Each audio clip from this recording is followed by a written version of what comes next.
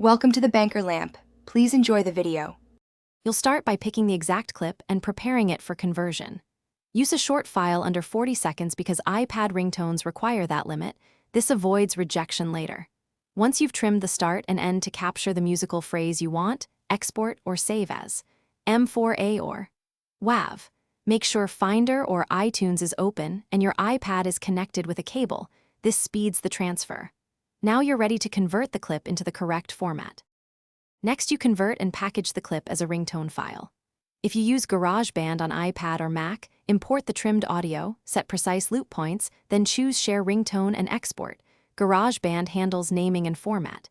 If you prefer Finder or iTunes, change the file extension from M4A to M4R after exporting and confirm title/artist metadata so it appears correctly. Once the M4R exists, prepare to move it on. Finally, transfer and activate the ringtone on your iPad. With the device connected, drag the M4R into your iPad via Finder or export directly from GarageBand to the device. Wait for the file to copy. On the iPad, go to Settings, Sounds and Haptics, then Ringtone and pick your new tone from the list.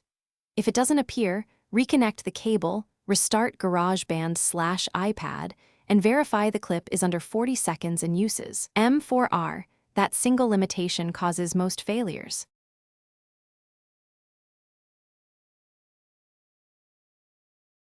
Thanks for watching. If this was helpful, leave a like and consider subscribing. See you next time.